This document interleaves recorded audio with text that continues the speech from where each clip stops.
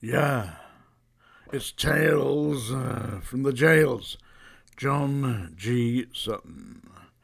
Yeah, thanks to all who watched the Q&A last night with Sean Atwood. It's still available on his True Crime channel, along with the interview I did with him the other day. So if you have a look that up on the Sean Atwood channel, True Crime, you can see it, myself and Sean Atwood doing a Q&A session and a previous big interview. I'm going to talk today about Barlinnie, the Bar-L. Barlinnie. Apparently the Chief Inspector of Prisons in Scotland seems rather concerned about the Barlinnie. Says that it's got shocking conditions. There's breaches of human rights. You walk around after dark and there's a family of rats following you. She believes that there's potentially disturbances immediately ahead because all the conditions are falling right. You know, there's just, and actually the lady, the Chief Inspector of Prisons, Miss Wendy Sinclair Gleben, states, this is her stating her report, that it is just a question of time before it totally collapses. I mean, if this is the Chief Inspector of Prisons telling that to the SNP, which is the governing body for Scotland, you know, that one with Rabsy Nesbitt's wife as the leader. No, seriously, what's her name? Nicola Stungun. Yeah, well, pay attention, Nicola Stungun, because if you don't, there's going to be trouble. Also, the Chief Inspector of Prison says that there are staff, actual prison staff, working full-time in the prison who are being paid so poorly that they have to use food banks. This is a theme that I've been discussing for some time now, is that you've got to pay prison officers properly. This is supposed to be a profession. Mind you, it became quite obvious round about the late 1990s, early 2000s, when they began to introduce privatisation into the prison system, that the government had completely and totally and utterly lost the plot when they started selling prisoners for profit to companies. And that's what they've been doing. You know, we've got our inmates, and who are these inmates? Who are they? I have told you many times, the prisoners in the prisons, it's you and me, it's your brother, your sister, your uncle, your dad. Yeah, that's who they are. There but for fortune go you and I, you and I.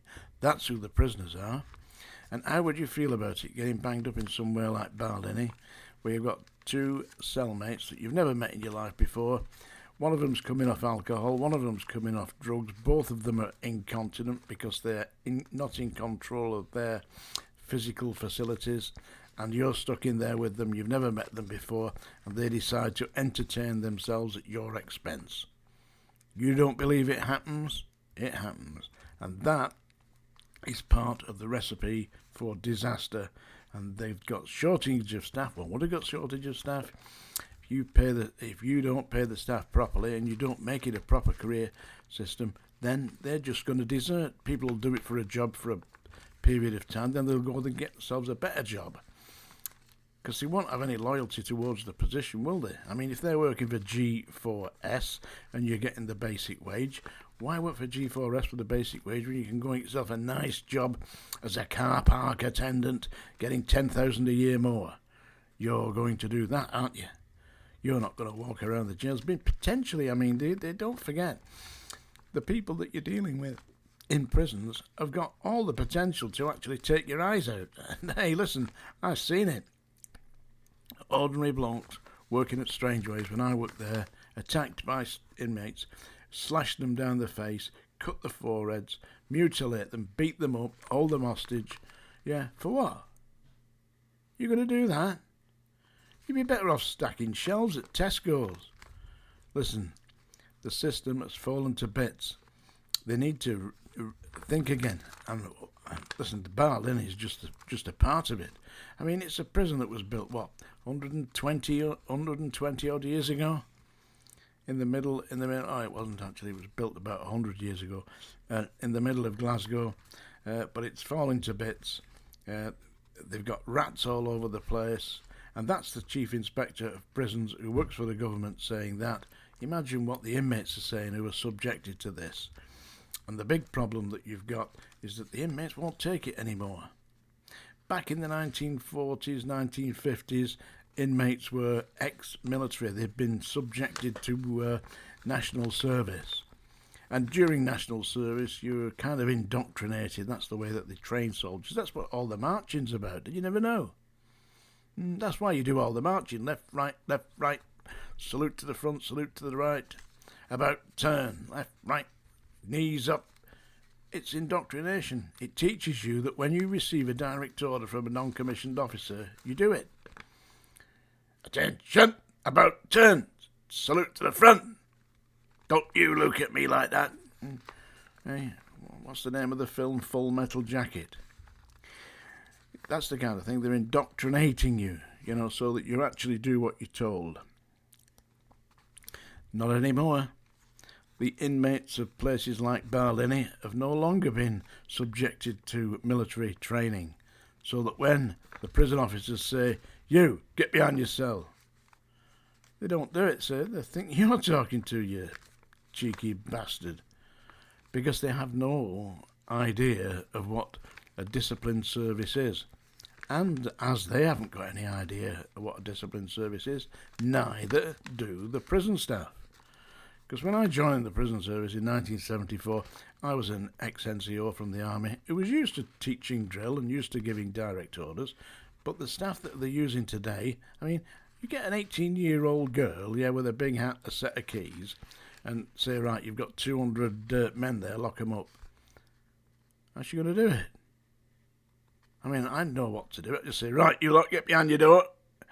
And they can hear, that I'm not joking. They either get behind the door or I am going to help them behind the door. You get some 18-year-old kid, especially one with a skirt on and some lipstick, they start telling you, you're going to say, oh, piss off. And that's the end of it. That's the start of it. There's no discipline anymore. And until they reinstill that into the prisons, it's bollocks. And eventually, as the Chief Inspector of Prisons in Scotland, Miss Wendy Sinclair Gleben, says, it's only a matter of time before it totally collapses. And they can't do that. You see, what they're offering the prison system in Scotland is what she calls a flat cash increase. So it's not connected to the actual cost of living. Nothing to do with inflation, nothing to do with that. It's just they're going to allow so much, I don't know, maybe 10 million, something like that, for the actual total estate of the prison system. So something's got to give. Listen, if you're listening to me, and I doubt it you are, but listen, you can't go locking people up for TV licence offences. You can't lock people up for non-payment of fines. You can't lock people up for petty offences. Use prisons to hold dangerous inmates and get some staff that can deal with them. Not a bunch of 18-year-old kids. You need some proper blokes in there so that when you get people who want to cause trouble, you've got people who are ready to accept the challenge and deal with it. What you've got at the moment ain't working, and you can see it. It's only a question of time. And on that little note, a happy little note from the Barlinnie, Bar L in Scotland, in Glasgow. I like Glasgow. Put a show on at the Pavilion once, I put a few shows on at the Pavilion in Glasgow, actually. One of them was when I was managing a psychic called James Byrne. Go back a few years. And around about 95, I think it was, I put a show on there called Stripperoke. You've heard of karaoke, yeah? Well, Stripperoke was you get up on stage and instead of singing, you get your kit off. They arrested the theatre manager. I disappeared into the distance. Yeah. You don't believe it? Look it up. Strip Okie. Yeah, the comedian I used was a guy called Scully. Anyway, it's now time. Yes, you've got it. Hey, don't forget to have a look at my work on Sean Atwood's channel. And my book's on Amazon. HMP Manchester Prison Officer. Just Google me, John G. Sutton. It's that time of day. We're going to have a song today, actually. I did some poetry yesterday. We did A.E. Houseman, which I particularly like, a Shropshire lad. Yeah. I've got a copy. I read it, you know. I've got to read poetry. I tell you, if you don't believe I read poetry, you don't. Think I'm just full of shit, don't you? Yeah.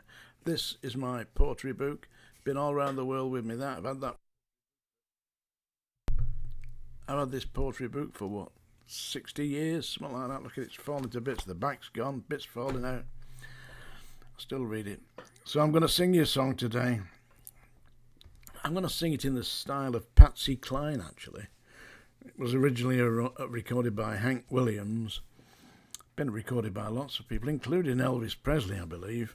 But we'll not do it in the Elvis Presley style. I'm going to do it in the style of Patsy Cline, but in my Johnny Cash voice. So I'm going to sing Your Cheating Heart. Well, let's face it, folks. I ain't going to sing it. I'm going to torture it. So if you're sitting comfortably, you can forget all about that. Here we go. Your cheating heart will make you weep. You'll cry and cry and try to sleep, but sleep won't come the whole night through. Your cheating heart will tell on you when 'tis come down like falling rain. You'll toss around and call my name. You'll walk the floor the way I do. Your cheating heart will tell on you when 'tis come down like falling rain. You'll toss around and call my name. You'll walk the floor the way I do. Your cheating heart will tell on you. There you go. Did it die? I think so. Tales from the Jails, John G. Sutton. Thank you for watching.